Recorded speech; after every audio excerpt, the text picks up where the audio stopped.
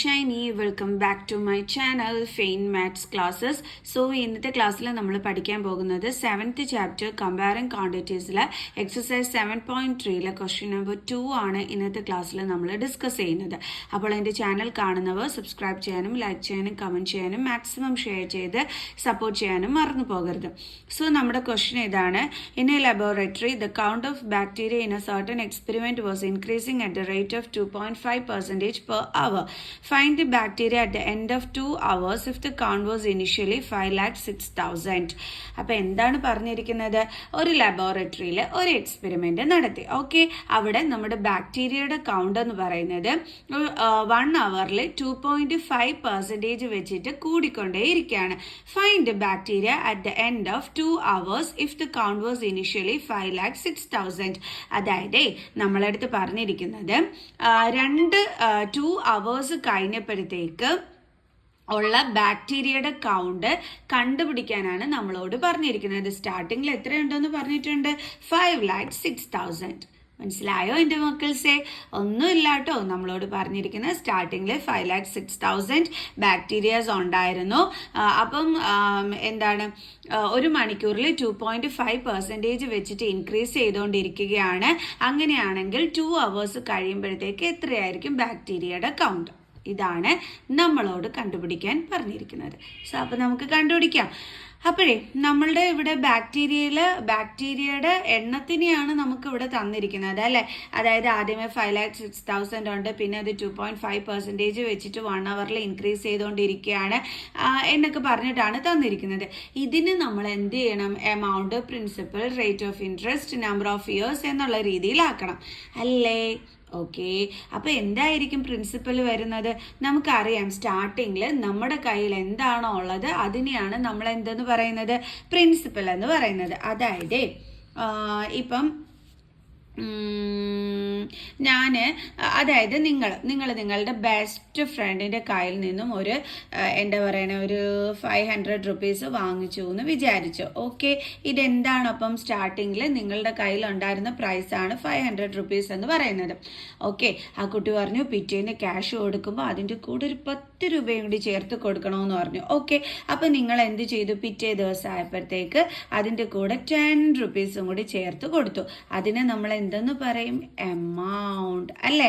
സ്റ്റാർട്ടിങ്ങിൽ ഉണ്ടായിരുന്നത് നമ്മുടെ എന്താണ്? പ്രിൻസിപ്പൽ ആണ്. അതിന് നമ്മൾ ഒരു 10 rupees എക്സ്ട്രാ കൊടുത്തിട്ട് എക്സ്ട്രായും കൂടി ആഡ് ചെയ്തിട്ട് നമ്മൾ 5-10 rupees ആയിട്ട് കൊടുക്കത്തില്ലേ? അതിനെ നമ്മൾ എന്തെന്ന് വിളിക്കുന്നു? എമൗണ്ട് എന്ന് വിളിക്കുന്നു. അങ്ങനെയാണെങ്കിൽ ഈ 10 rupees എക്സ്ട്രാ കൊടുക്കുന്നത് എന്തായിരിക്കും? അതിൻ്റെ ഇൻട്രസ്റ്റ് ആയിരിക്കും. ക്ലിയർ? മനസ്സിലായോ? ഇപ്പോൾ പ്രിൻസിപ്പൽ എമൗണ്ടും തമ്മിലുള്ള ഡിഫറൻസ്. നമ്മുടെ കയ്യിൽ എന്താണോ ആദ്യം ഉണ്ടാവുക അത് പ്രിൻസിപ്പൽ, പിന്നീട് നമ്മൾ എന്തെങ്കിലും ഒരു എക്സ്ട്രാ എമൗണ്ട് ചേർത്തിട്ട് ഒരു എക്സ്ട്രാ ഇത് ചേർത്തിട്ട് നമ്മൾ കൊടുക്കുന്നതിനെ എന്തെന്ന് വിളിക്കുന്നു? എമൗണ്ട് എന്ന് നമ്മൾ വിളിക്കുന്നു. ഓക്കെ, മനസ്സിലായോ എൻ്റെ മക്കൾസേ? അപ്പൊ അതുപോലെ ഇവിടെ സ്റ്റാർട്ടിങ്ങിൽ ഉണ്ടായിരുന്ന ബാക്ടീരിയയുടെ എണ്ണത്തിനെയാണ് നമ്മൾ എന്തായിട്ട് എടുക്കേണ്ടുള്ളത്? പ്രിൻസിപ്പൽ ആയിട്ട് എടുക്കേണ്ടുള്ളത്. ഓക്കെ, ആൻഡ് ദെൻ ഇനി റേറ്റ് ഓഫ് ഇൻട്രസ്റ്റ് എന്ന് പറഞ്ഞാൽ എന്താണ് എൻ്റെ മക്കൾസേ? R എന്നാണ് നമ്മൾ റേറ്റ് ഓഫ് ഇൻട്രസ്റ്റിനെ പറയുന്നത്. അതാണ് ഈ 2.5% എന്ന് പറയുന്നത്. ഓക്കെ, ആൻഡ് ദെൻ ഇനി N വേണം നമുക്ക്. N എന്ന് പറഞ്ഞു കഴിഞ്ഞാൽ ഇതാണ് 2 hours കഴിഞ്ഞിട്ടുള്ള കാര്യമല്ലേ പറഞ്ഞിരിക്കുന്നത്. അപ്പോൾ N എന്താണ്? 2 ആണ്. ക്ലിയർ? ഓക്കെ, ദെൻ എമൗണ്ട് ആണ് നമ്മൾ എന്ത് ചെയ്യേണ്ടുള്ളത്? കണ്ടുപിടിക്കേണ്ടുള്ളത്. സോ എമൗണ്ട് കണ്ടുപിടിക്കാൻ നമ്മുടെ കയ്യിൽ നമ്മൾ കഴിഞ്ഞ ക്ലാസ്സിൽ ഫോർമുല പഠിച്ചിരുന്നു. എന്തായിരുന്നു? P × 1 + R/100⁻n. P എന്ന് പറയുന്നത് പ്രിൻസിപ്പൽ, R എന്ന് പറയുന്നത് റേറ്റ് ഓഫ് ഇൻട്രസ്റ്റ്, N എന്ന് പറയുന്നത് number of years. So is equal to principal 5,06,000 × 1 + R എന്ന് പറയുന്നത് 2.5/100. റൈസ് ടു N എത്രയാണ്? 2. കണ്ടോ, ഇത്ര ഉണ്ടായിരുന്നുള്ളൂ സംഭവം. ഓക്കെ, ഇനി എങ്ങനെ ചെയ്യും നമ്മൾ? ഇസ് ഈക്വൽ ടു 5,06,000 × ഇവിടെ നമുക്ക് കട്ട് ചെയ്യാൻ പറ്റൂലേ? നമ്മൾ പഠിച്ചിട്ടുണ്ട്. പക്ഷേ കട്ട് ചെയ്യുന്നതിന് മുമ്പായിട്ട് ഒരു ചെറിയ പ്രശ്നമുണ്ട്. ഡെസിമൽ പോയിന്റ് ഉണ്ടല്ലേ? ഓക്കെ, ഡെസിമൽ പോയിന്റ് മാറ്റിക്കഴിഞ്ഞാൽ നമ്മുടെ പ്രശ്നം ഇവിടെ സോൾവ് ആയി. അപ്പോൾ എങ്ങനെയാണ് ഡെസിമൽ പോയിന്റ് മാറ്റേണ്ടുള്ളത്? ഇവിടെ ആഫ്റ്റർ ഡെസിമൽ പോയിന്റ് 1 നമ്പറാണ് ഉള്ളത് അല്ലേ? അപ്പം നമ്മൾ എന്താണ് ചെയ്യേണ്ടുള്ളത്? ഒരു നമ്പർ ആഫ്റ്റർ ഡെസിമൽ പോയിന്റ് 1 നമ്പറാണ് ഉള്ളത് കൊണ്ട് തന്നെ നമ്മൾ താഴെ എന്തുകൊണ്ട് മൾട്ടിപ്ലൈ ചെയ്യണം? 10 കൊണ്ട്. ഓക്കെ ആണോ? സോ അപ്പോൾ നമുക്ക് 1 പ്ലസ് ഇവിടെ നമുക്കിനി പോയിന്റ് ഇല്ലാതെ എഴുതാം, ഡിവൈഡഡ് ബൈ 100 × 10 എത്രയാണ്? 1000. കണ്ടോ?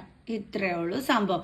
അപ്പം മുകളിൽ കിടക്കുന്ന ഈ ഒരു പോയിന്റ് ഉണ്ട് എന്നുണ്ടെങ്കിൽ ആ ഡെസിമൽ പോയിന്റ് മാറ്റാൻ വേണ്ടിയിട്ട് നമ്മൾ എന്താണ് ചെയ്യേണ്ടുള്ളത്?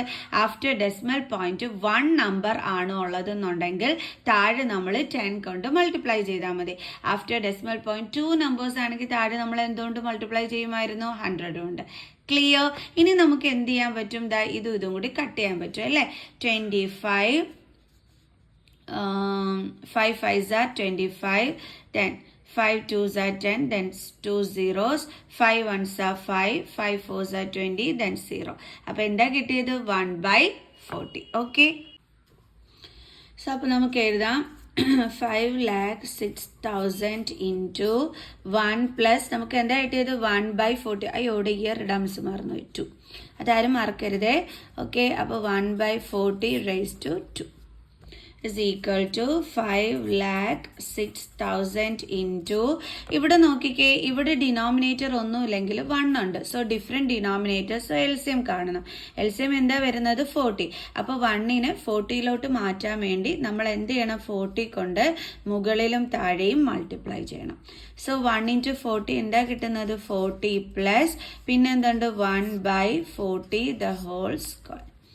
അപ്പോൾ is equal to 5,06,000 into 40 plus 1 എന്താണ്? 41. 41/40 the whole square. സോ നമുക്ക് ബാക്കി ചെയ്യാം. is equal to 5,06,000 into miss കഴിഞ്ഞ ക്ലാസ്സിൽ പഠിപ്പിച്ചു തന്നിട്ടുണ്ടായിരുന്നു 41/40 ദ സ്ക്വയർ എന്ന് വെച്ച് കഴിഞ്ഞാൽ നമ്മൾ എന്ത് ചെയ്യണം? 41/40യെ 2 ടൈംസ് മൾട്ടിപ്ലൈ ചെയ്യണം. ഇൻറ്റു 41/40. ഇനി എങ്ങനെയാണ് നമ്മൾ കട്ട് ചെയ്യേണ്ടുള്ളത്? ഈ 0യും ഈ 0യും കട്ടായി പോകും. ഈ 0യും ഈ 0യും കട്ടായി പോകും. ഇനി നമുക്ക് 4ഉം ഇതും കൂടി എന്ത് ചെയ്യാൻ പറ്റും? കട്ട് ചെയ്യാൻ പറ്റും. ഓക്കെ, അതായത് 4 1s are 4, ഇവിടെ 4 1s are 4, 1 ബാലൻസ്. ദെൻ ഇവിടെ നമ്മൾ 4 2s are 8, 9 10 26.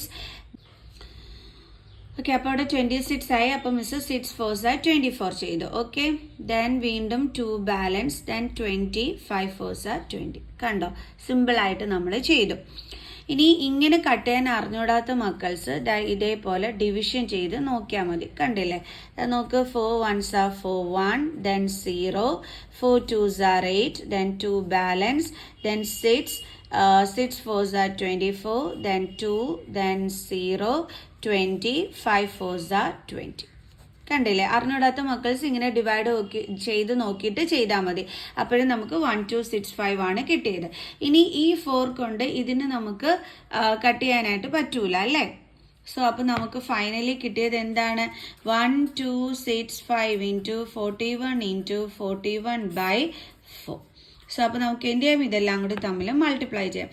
1265 into 41.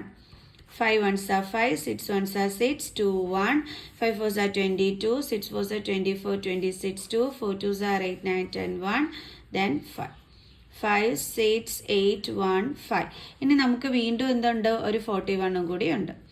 So 5 1s are 5, 6 8 1 5, 5 4s are 22, 6 4s are 24 26 2, 8 4s are 32 34 3, 4 1s are 4 plus 3 7, 5 4s are 20. So 5 6 14 1 4 5 6 12 1 1 2. അപ്പോൾ എന്താണ് നമുക്ക് കിട്ടിയത്? 2 1 2 6 4 6 5/4. ഇനി നമ്മൾ എന്ത് ചെയ്യണം? ഇതിനെ നമുക്ക് ഡിവൈഡ് ചെയ്യണം അല്ലേ? അപ്പം മിസ് എല്ലാം കാണിച്ചു തന്നിട്ടാണ് ചെയ്യുന്നത്. കാൽക്കുലേഷൻ മിസ്റ്റേക്ക് ഒന്നും വരുത്തരുത്. ഓക്കെ, ഡിവിഷൻ വരെ മിസ് ചെയ്ത് കാണിച്ചു തരുന്നുണ്ടേ. Okay, 5 4s are 20, then 1 then 2, 4 3s are 12, then 0, then 6, 4 1s are 4, then 2, അയ്യോ ഇങ്ങോട്ട് സ്ഥലം തികയുന്നു, then 24, 6 4s are 24, 0, then 6, 4 1s are 4, then 2, then 5, 6 4s are 24, then 1. ഇനി നമ്മൾ എന്ത് ഇട്ട് കൊടുക്കണം? 1 റിമൈൻഡർ കിട്ടി. ഇനി ചെയ്യണമെങ്കിൽ നമ്മൾ പോയിന്റ് ഇട്ട് കൊടുത്തിട്ട് 0 ഇട്ട് കൊടുക്കണം. then 4 2s are 8, then 2 balance. Okay, then വീണ്ടും നമ്മൾ 0 ഇട്ട് കൊടുത്തു. 5 4s are 20. സോ 20 താഴെ എഴുതുന്നു, മൈനസ് ചെയ്യുമ്പോൾ 0 കിട്ടുന്നു. അപ്പോൾ നമുക്കിവിടെ എത്രയാണ് കിട്ടിയത്? 5 3 1 6 16.25. ഇനി ഇവിടെ നമ്മൾ ബാക്ടീരിയയുടെ എണ്ണമാണ് ചോദിച്ചിരിക്കുന്നത് അല്ലേ? അങ്ങനെയാണെന്നുണ്ടെങ്കിൽ എണ്ണം, അതായത് നമ്പർ ഒരിക്കലും ഡെസിമൽ പോയിന്റിൽ വരൂല, ഹോൾ നമ്പറിലല്ലേ വരുത്തുള്ളൂ.